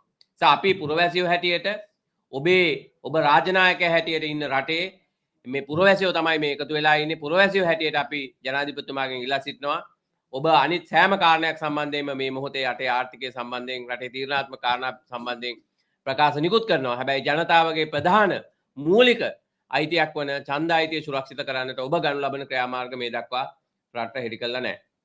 නිසා පැහැදිලිව මේ මුදල් ලබා දෙනවද නැද්ද කියන කාරණේ ලබා දෙන ක්‍රියාවලිය පිළිබඳව ඔවුන් ප්‍රකාශ කරන්නට ඕනේ. නිසා තව දුරටත් විවිධ උපාය මාර්ග පාවිච්චි කරලා මේ මැතිවරණ කල් දාන්නට උත්සාහ කරන්නට එපා. අපි දැක්කා මේ වෙනකොට එවැනි උපාය මාර්ග 30කට වැඩි ප්‍රමාණයක් විවිධ ආකාරයට විවිධ ආයතන ව්‍යුහයන් පාවිච්චි කළා. කැබිනට් මණ්ඩලය පාවිච්චි කරලා ඒ වගේම පාර්ලිමේන්තුව පාවිච්චි කරලා තමන්ගේ විධායක බලය පාවිච්චි කරලා විවිධ විදිහට මේ මැතිවරණ කල් දැමීමේ උපක්‍රම ගණනාවක් ක්‍රියාත්මක කරලා තිබුණා. හැබැයි දැන් අධිකරණ නියෝගයක් නැත්නම් අධිකරණයේ උපදෙසක් ඇවිල්ලා තිබෙනවා. ඒකට අනුගතව කටයුතු කිරීම ජනාධිපතිවරයාගේ වගකීමක් වෙනවා. ඒ නිසා ඔහු ජනාධිපතිවරයා හැටියට මේ ක්‍රියාවලිය බාධා වන ආකාරයේ කිසිදු ක්‍රියාවලියක් මුදල් අමාත්‍යවරයා හැටියට කිරීමේ හැකියාවක් නැහැ. අපි හිතනවා එහෙම වෙනවා නම් ඒක අධිකරණයට කරන අගෞරවයක් හැටියට සලකන්නට පුළුවන්කම තිබෙනවා. නිසා අපි ජනාධිපතිතුමාගෙන් ඉල්ලා සිටින්නේ මැතිවරණය පිළිබඳව පැහැදිලි ප්‍රකාශයක් රටට ඉදිරිපත් කරන්න. ජනතාවගේ ඡන්ද අයිතිය තවදුරටත් පැහැර ගැනීමේ ක්‍රියාවලියක යෙදෙන්නට එපා. අපි මේ වෙනුවෙන් සිවිල් සංවිධාන, වෘත්තීය වේදීන්, කලාකරුවන්, ඒ වගේම ආගමික නායකත්වය මේ සියලු පාර්ශවයන් මේ වෙනකොට එක ගොනුවකට ගොනුගත වෙමින් තිබෙන්නේ. අපි 9 වෙනිදා තව දින දෙකකින් සර්වපාක්ෂික සමුළුවක් මේ කණ්ඩායම හැටියට අපි සැලසුම් කරලා තිබෙනවා. මේ රටේ සියලු දේශපාලන පක්ෂ ප්‍රධානීන් එක තැන කරගෙන හලා මේ මැතිවරණය පැවැත්වීම සම්බන්ධයෙන් ආණ්ඩුවට බල කරන්නට. නිසා ඡන්දදායකයාගේ ඡන්ද අයිතිය පැහැර ගන්නට කිසිදු ආකාරයකට අපි ඉඩකඩක් ලබා දෙන්නේ නැහැ ආණ්ඩුවකට. මොකද මේක මේ පළාත් පාලන මැතිවරණ සම්බන්ධයෙන් ගැටලුවක් විතරක් නෙමෙයි. මේ මොහොතේ පළාත් පාලන මැතිවරණය හැබැයි ඊළඟ මොහොතේ පාර්ලිමේන්තු මැතිවරණ වෙන්න පුළුවන්. ඊළඟ මොහොතේ ජනාධිපතිවරණය වෙන්න පුළුවන්. අපි දන්නවා පළාත් සභා මැතිවරණය මේ වෙනකොට අතරමං කරලා තියෙන්නේ, අතුරුදහන් කරලා තිබෙන්නේ. ඒ ක්‍රියාවලියම තමයි පළාත් පාලන මැතිවරණයට මේ කණ්ඩායම සිදු කරමින් තිබෙන්නේ. නිසා ඒකට කිසිදු ආකාරයක ඉඩකඩක් ලබා දෙන්න පුළුවන් කමක් නැහැ. සිවිල් සංවිධාන හැටියට අපි ඒ වෙනුවෙන් හැම දෙනෙක්ම අපේ විවිධ දේශපාලනිකව මේ කාරණා සම්බන්ධයෙන් ආර්ථිකය සම්බන්ධයෙන් විවිධ අපි අතර නොඑකඟතා තියෙන්න පුළුවන්, විවිධ මත තියෙන්න පුළුවන්. හැබැයි මැතිවරණය සම්බන්ධයෙන් පුරවැසියෝ හැටියට අපි එක මතයක ඉන්නේ. මේ මැතිවරණයේ නියමිත කාලයට ලබා දීම පාලකයාගේ වගකීමක් වෙනවා. ඔහු අසමත් වෙනවා නම් මැතිවරණයක් ලබා දෙන්නට එවැනි අසමත් පාලකයෙකුට මැතිවරණයක් ලබා දීම සඳහා රටේ වාර්ෂික ආදායමෙන් 100%කටත් වඩා අඩු ප්‍රමාණයක් වැය වෙන මේ මුදල වෙන් කරලා අපිට ආර්ථිකය මේ මැතිවරණය ලබා දෙන්න අසමත් වෙනවා නම් එවැනි කෙනෙකුට රටක ආර්ථිකය හදන්න පුළුවන්ද කියන සාධාරණ ප්‍රශ්නයක් අපි තුල තිබෙනවා. ඒ අපි නැවත අවධාරණය කරන්නේ මේ රටේ ජනතාවගේ ඡන්ද අයිතිය ජනතාවට දෙන්න. ඔබ පාලකව හැටියට ඔබට පාලනය කරන්න පුළුවන් ජනතාව ඔබට මැන්ඩේට් එකක් දුන්නොත්. ඒක ඕනම පාලකයෙකුට සාධාරණ කාරණයක්. ඒ නිසා එය පැහැර ගන්නට කිසිදු ක්‍රියාමාර්ගයක් ගන්න එපා. වංගු ගහන්න උත්සාහ කරන්න එපා. ඉදිරියේදී මේ අය කියන්න පුළුවන් රටේ අපි දැක්කා අමාත්‍යවර නියෝජ්‍ය මුදල් අමාත්‍යවරයා කියලා තිබුණා ප්‍රමුඛතාව වෙනස් කරන්න වෙයි කියලා. හැබැයි ඉස්සරහට කියන්න එපා මේ නිසා සහනාධාර දෙන්න බැරි වෙනවා මැතිවරණ නිසා. මැතිවරණ නිසා පෙන්ෂන් එක ගෙවන්න බැරි වෙනවා. මැතිවරණ නිසා සේවකයන්ගේ වැටුප් ගෙවන්න බැරි වෙනවා කියලා. මේවා කළමනාකරණය කරන්න තමයි අර චමීර කිව්වා වගේ අපි පාලකව පත් කරලා තියෙන්නේ. මේවා කළමනාකරණය කරන්න තමයි අපි එයාට වැටුප් ගෙවන්නේ. අමතිවරුන්ගේ වගකීම තමයි ජනාධිපතිවරයාගේ වගකීම තමයි තියෙන සම්පත්තිය කළමනාකරණය කරලා ජනතාවගේ ප්‍රජාතන්ත්‍රවාදී අයිතියත් ආර්ථිකයත් මේ දෙකම මනමින් කළමනාකරණය කිරීම. නිසා ඒ සඳහා වෙනත් විකල්ප ක්‍රියාමාර්ග හිතමින් තවදුරටත් ප්‍රතිවරණය කළ දාන්න දෙපා. ඒ වගේම අපි ජනතා පෙස්සමක් මේ වෙනකොට සකස් කරලා තිබෙනවා. අපේ සංජය මහත්මයා මේ පිළිබඳව අපිට පැහැදිලි කිරීමක් කරයි.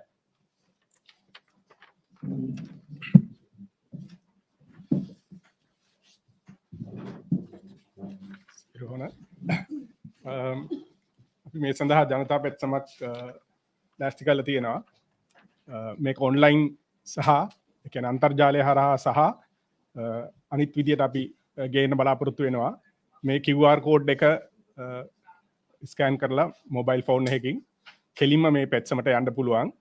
මීට අමතරව අපි මේ එකතු වුණ සංවිධාන හැමෝම එකතු වෙලා Facebook පිටුවක් පටන් අරගෙන තියෙනවා. Stand for Election Sri Lanka කියලා. ඒ Facebook පිටුවට ගිහිල්ලත් මේ පෙත්සමට යන්න පුළුවන්. ඊට අමතරව මාර්තු 12 ව්‍යාපාරයේ Facebook පිටුවට ගිහිල්ලත් මේ පෙත්සමට යන්න පුළුවනි. ඒ හරහා අපේ ඡන්ද අයිතිය අපිට ලබා දෙන්න කියලා රජයට බලපෑම් කිරීමට අපි හැමෝටම එකතු වෙන්න පුළුවන්. ඊටත් අමතරව මේ අපි එකතු වෙලා ඉන්න සංවිධාන හැමෝම තම තමන්ගේ සමාජිකයන් හරහා මේ පෙත්සම එළියට අරගෙන එයි. එතකොට අන්තර්ජාලය පහසුකම නැති කෙනෙක්ට උනත් මේ සඳහා දායක වෙන්න පුළුවන්. අපි ඉදිරි දවස්වල මේ පෙත්සමට කී දෙනෙක් සහභාගී වෙනවද? ඒකට කොහොමද ජනතාව එකතු වෙන්නේ කියන තොරතුරුත් ඔබතුමන්ලට ලබා දෙන්න. අපි නැවත අවධාරණය කළොත් Stand for Elections කියන වෙබ් Facebook පිටුවෙනුත් මාර්තු 12 ව්‍යාපාරයේ Facebook පිටුවෙනුත් මේ පෙත්සම භාගත කරගන්න පුළුවන්. අපි හැම කෙනෙක්ගේම ඉල්ලා සිටින්නේ ඔබ ප්‍රජාතන්ත්‍රවාදයේ පිළිබඳ වටාකමක් දෙනවා නම් කල්පනා කරලා මේ පෙත්සමත් එක්ක එකතු වෙන්න ජන ආණ්ඩුවට බල කරන්න මේ පෙත්සමට ඔබේ ආසන යොදන්න කියලා. Yeah, if I may repeat the same in English, we have started a petition for this purpose, all of us together, so that all of us Sri Lankans can come forward and make a demand for the government that please make sure that we have our voting rights. You can scan this QR code when you see this on your screen using a mobile phone and go to this page and directly participate in it. Or else you can go to March 12 Facebook page, or there's a Facebook page we have started called It Stands for Election Sri Lanka. You can go to that page, you can search for it on Facebook and easily find that and go to that and like it, and then you can participate in this petition. In addition to that, all of us, the civil society organizations who are participating here will take this out. So even if you don't have internet facility, there'll be somebody reaching out to you so that you can participate in this petition. Thank you. මම සංජය කරුණාසේන මම විනිවිදුම සංවිධානයෙන් මාර්තු 12 ව්‍යාපාරය සමග අපි එක්ව මේ සම්බන්ධයෙන් වැඩ කටයුතු කරනවා. තව කවුරු හරි කතා කරන්න ඉන්නවද? Do you want to? Tamil වලින් සුරේෂ් කියන්නේ No, that's okay. any of you. Come.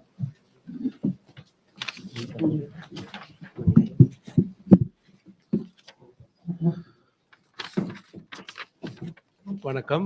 நான் வீரசிங்கம், சமூக செயற்பாட்டாளர். நான் வீரசிங்கம், சமூக செயற்பாட்டாளர். இந்த ஜனநாயக உரிமை மக்களுக்கு இருக்கிறது. இந்த ஜனநாயக உரிமை நாங்கள் அதை நடைமுறைப்படுத்துவதற்கான பொறுப்பு வழங்கியிருக்கிறோம் அரசியல்வாதிகளுக்கு. அவர்களுக்கு கொடுப்பன வழங்குவது நாங்கள். ஆகவே இந்த ஜனநாயக உரிமை பிச்சை அல்ல, வேண்டுகோள் அல்ல. இது எங்களுக்கு வழங்கப்பட்டிருக்க உரிமை. அதை நடைமுறைப்படுத்துவதுதான் அரசியல்வாதிகளின் கடமை. ஆகவே அந்த கடமையை சரியாக செய்வதற்கு சிவில் சமூகம் என்ற ரீதியில் தொடர்ந்தும் மக்களை ஏமாற்றாமல், மக்களது கருத்துக்கு மதிப்பளித்து, மக்களது கருத்து தெரிவிக்கும் உரிமைக்கு மதிப்பளித்து, யாரை தெரிவு செய்ய வேண்டும் என்ற உரிமையை பயன்படுத்துவதற்கான இந்த உரிமையை எப்படி நாங்கள் பெற்றுக்கொள்வது, அதற்கான அழுத்தம் கொடுக்கும் ஒரு செயற்பாட்டாக தான் நாங்கள் இந்த ஒன்றிணைவு ஏற்பாடு செய்திருக்கிறோம். ஆகவே இந்த மக்களும் இதற்கு பங்கு பெற்றுக் கொள்வதற்காக நாங்கள் ஒரு பெட்டிஷன் ஒன்று கையொப்பமிடுகிறோம். இது உங்களுக்கு இங்கு தெரிவிக்கும் இந்த QR கோடை நீங்கள் உங்களது தொலைபேசியில் டவுன்லோட் செய்து கொண்டு செய்யலாம். உங்களது இந்த பெட்டிஷனுக்கு உங்களது பங்களிப்பையும் செலுத்தி முழு இலங்கை மக்களும் இந்த தேர்தலை பெற்றுக்கொள்ளும் இந்த அழுத்தம் கொடுக்கும் செயற்பாட்டில் பங்கு பெற்றுமாறு அன்புடன் கேட்டுக்கொள்கிறோம். நன்றி.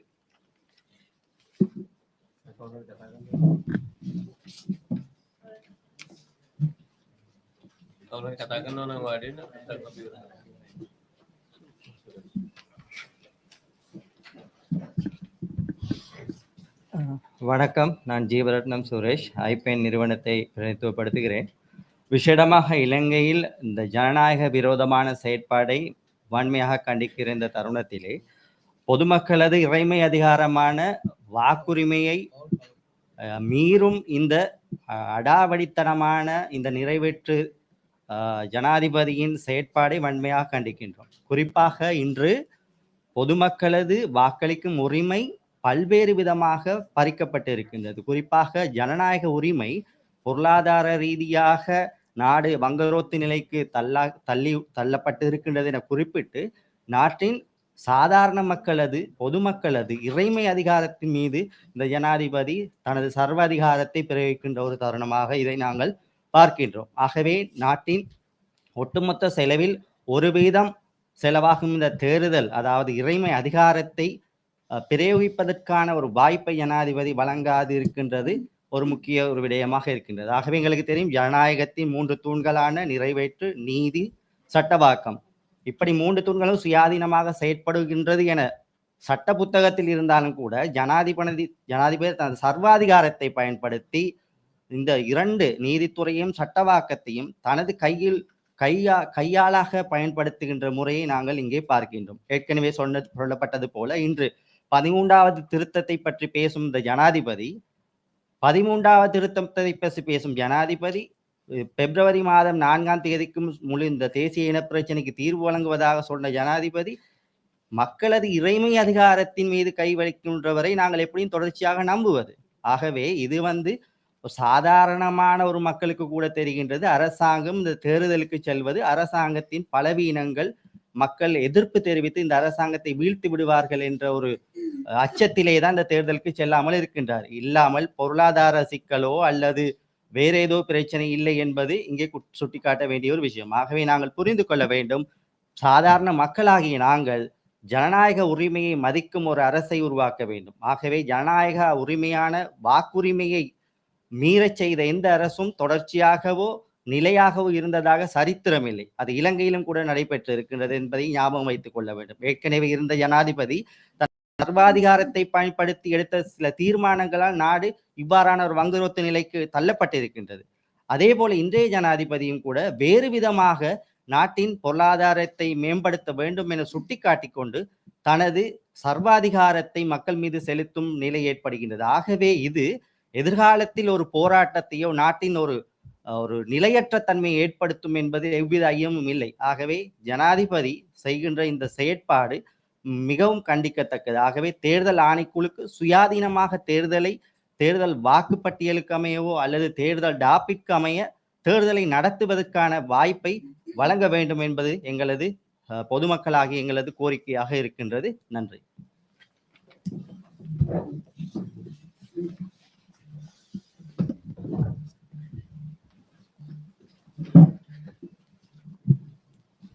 මම සුචිත් අබේවික්‍රම සිවිල් සමාජ ක්‍රියාධරයෙක්.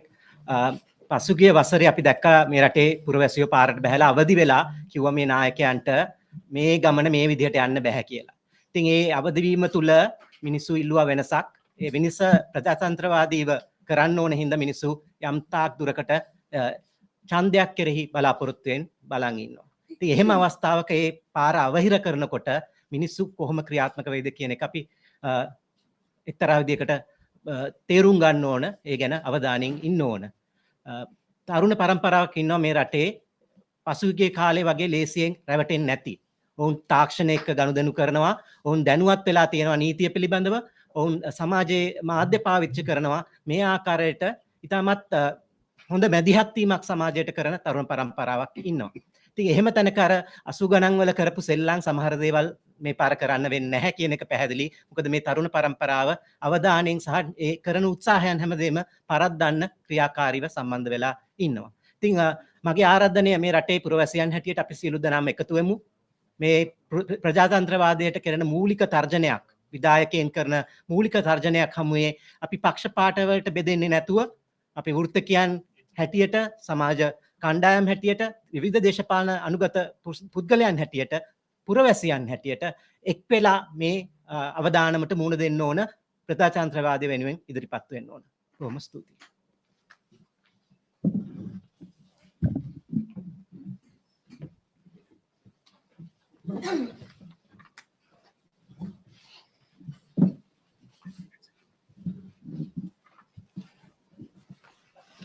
අයිබෝවන් වනකම් අස්ලාම් අලයිකම් මම සිවගුරුනාදන් විශේෂයෙන්ම ඡන්ද අයිතිය ආරක්ෂා කිරීමේ සිවිල් සංවිධාන එකතුව වෙනුවෙන් තමයි මේ අදහස් ඉදිරිපත් කරන්න බලාපොරොත්තු වෙන්නේ. විශේෂයෙන්ම දැන් පරමාධිපත්‍ය කියන කාරණය ගැන කතා කරනකොට දැන් අද සමහර පුද්ගලයන් ඉදිරිපත් වෙනවා පරමාධිපත්‍ය කියලා කියන්නේ ජනාධිපතිවරණය සහ පාර්ලිමේන්තු මැතිවරණය පමණයි. මේ පළාත් පාලන ආයතන පිළිබඳව පවත්වන මැතිවරණය පරමාධිපත්‍යයට ඒක ගැනෙන්නේ නැහැ. මොකද මේ පළාත් පාලන මැතිවරණය තුලින් ඇත්තටම බලයේ ඉන්න ජනාධිපති හෝ පාර්ලිමේන්තුව වෙනස් වෙන්නේ නැහැ. ඒ නිසා මේ පරමාධිපත්‍ය ගණයට අයත් වෙන්නේ නැහැ කියමින් වැරදි මත ප්‍රචාරය කරමින් ඉන්නවා. මම හිතන්නේ අපි පුරවැසියන් හැටියට තේරුම් ගත යුතු කාරණයක් තමයි මේ රටේ පළාත් පාලන ආයතන සඳහා මැතිවරණයක් තිබ්බත් පළාත් සභා පිළිබඳ මැතිවරණයක් තිබ්බත් පාර්ලිමේන්තුවට අදාළ මැතිවරණයක් තිබ්බත් ජනාධිපතිවරණය සඳහා වූ මැතිවරණයක් තිබ්බත් ඒ සෑම මැතිවරණයකින්ම පරමාධිපත්‍ය භාවිතා කිරීමේ ක්‍රමවේදයක් හැටියට තමයි අපි සැලකන්නේ. ඒ නිසා මේ මොහොතේදී මුදල් නැහැ කියමින් මේ මැතිවරණය තවදුරටත් කල් දැමීමට අපි සම්පූර්ණයෙන්ම විරුද්ධයි. ඒ නිසා මේ මැතිවරණය සෑම අවස්ථාවකදීම පවත්වන වගේම මේ මැතිවරණය පැවැත්විය යුතුයි. විශේෂයෙන්ම ජනාධිපතිවරයා පාර්ලිමේන්තුවේ ඉන්න විරුද්ධ පක්ෂයේ අය සහ ආණ්ඩු පක්ෂයේ අය සමහර රාජ්‍ය නිලධාරීන් මේ සියලු දෙනාම ඒකාබද්ධව එකතු වෙලා තමයි මේ කුමන්ත්‍රණකාරී කටයුත්තට සම්බන්ධ වෙලා ඉන්නේ. ඒ නිසා පුරවැසියන් හැටියට අපි අවදි විය යුතුයි. ඒ අවදි වීම විතරක් නෙමෙයි අපේ விரோதය අපි பிரகாශ කළ යුතු තිබෙනවා. குறிப்பாக நாங்கள் தேர்தல் என்று வருகின்ற போது அது மக்களுடைய இறையாண்மையை அமுல்படுத்துகின்ற ஒரு முறையாகத்தான் நாங்கள் கருதுகின்றோம். ஆனால் துரதிர்ஷ்டவசமாக சிலர் இந்த உள்ளூராட்சி தேர்தல் என்பது அது உண்மையிலேயே இறைமையை எடுத்து காட்டுவதாக அமையாது. அது ஜனாதிபதி தேர்தலாக இருந்தால் அல்லது பாராளுமன்ற தேர்தலாக இருந்தால் மாத்திரம்தான் அது இறையாண்மையை எடுத்து கூறுகின்றது என்று ஒரு தவறான கருத்துக்களை இங்கு முன்வைக்கின்றார்கள். எனவே ஜனநாயகம் என்று சொல்கின்ற போது எந்த துறையை சார்ந்த தேர்தலாக இருந்தாலும் அந்த தேர்தல் இடம்பெற வேண்டும். அந்த தேர்தலை எந்த வகையிலும் தடுக்கக்கூடாது. இப்ப அரசாங்க அச்சகத்தினுடைய அழுத்தகர் இங்கு கூறுகின்றார், அதாவது எங்களுக்கு பணம் இல்லாவிட்டால் நாங்கள் அச்சடிக்க மாட்டோம் என்று.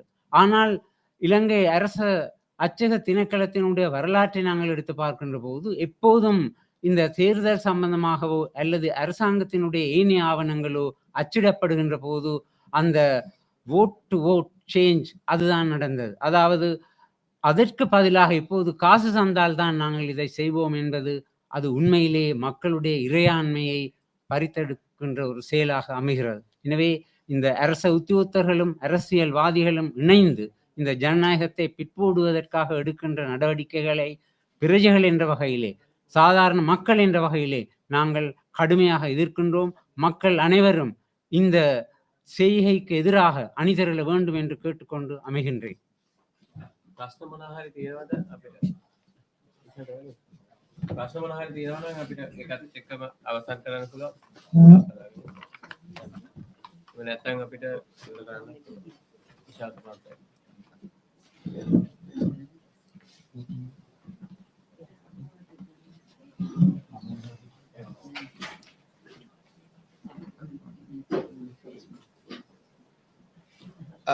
සුබ උදෑසනක් සියලු දෙනාටම.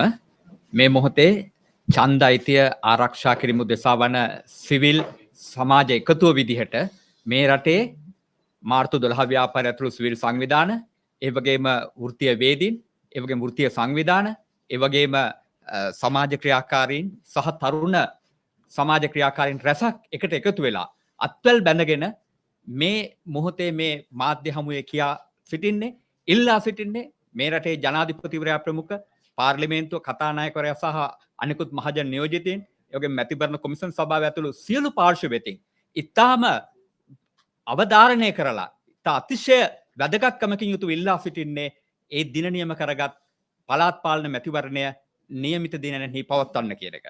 විශේෂයෙන් මේ මොහොතේ මේ රටේ කෙනෙක් අහන්නට පුළුවන් මේ මැතිවරණය අපේ සියලු ප්‍රශ්න විසඳනවා කියන එක. එසේ නොවන්න පුළුවන්. නමුත් සියලු ප්‍රශ්න විසඳීමේ මුල් පියවර නැත්තම් ප්‍රජාතන්ත්‍රවාදය ආරක්ෂා වීමේ, නීති ආධිපත්‍ය ආරක්ෂා වීමේ, රටේ ගෞරවය ආරක්ෂා වීමේ, මේ රටේ පුරවැසියන්ගේ තීන්දුව తీරන ගැනීමට අදාළ ඒ මූලික වපසරිය සකස් වීමේ පදනම වැටෙන්නේ මේ නියමිත ඡන්දයේ ඒ කාල සීමාවන් තුල පැවැත්වීම තුලින්. මහජනයාගේ ඒ නියෝජිතත්වයට වටිනාකමක් දෙමින් නියමිත අවස්ථාවේ ඡන්දේ පැවැත්වීම තුල මේ රටේ පමණක් නොව වෙනත් ලෝකේ රටවල් සහ විවිධ ඒ අපිට සහාය දිය යුතු දෙන්නට පොරොන්දු වෙලා සිටින කණ්ඩායම් වල සහාය ලබාගෙන නම් අපි ගෞරවනීය රටක් විදිහට, ප්‍රජාතන්ත්‍ර සුරකින් රටක් විදිහට, ඒ වගේ මහජනයාගේ ප්‍රජාතන්ත්‍රවාදී අයිතීන් සුරකින් රටක් විදිහට පෙනී සිටින්නට ඕනේ. ඒ සඳහා තමයි මේ ඡන්දය අපි ඉල්ලා සිටින්නේ. මහා මුදලක් කියලා මේ වෙලාවේ ඡන්දේ කල් දාන්න හදනවනම් අපි කියන ලෑස්ති ඒ මහා මුදලක් නොවේ.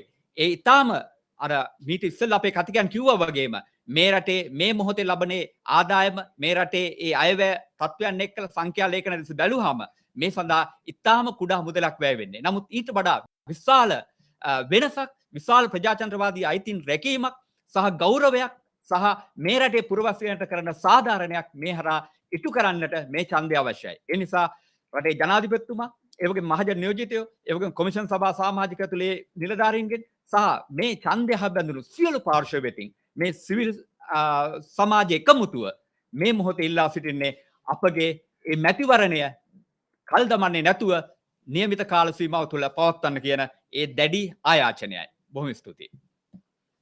මොනවද තියෙනවද නැත්නම් අපි ඉවර කරමු. ප්‍රශ්න මොනවද තියෙනවද? මොන හරි ඔබේ ප්‍රශ්න.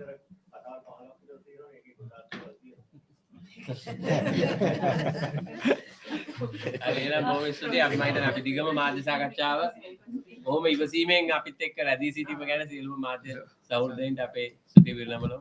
බොහොම ස්තුතියි. සියලු දෙනාටම ස්තුතියි.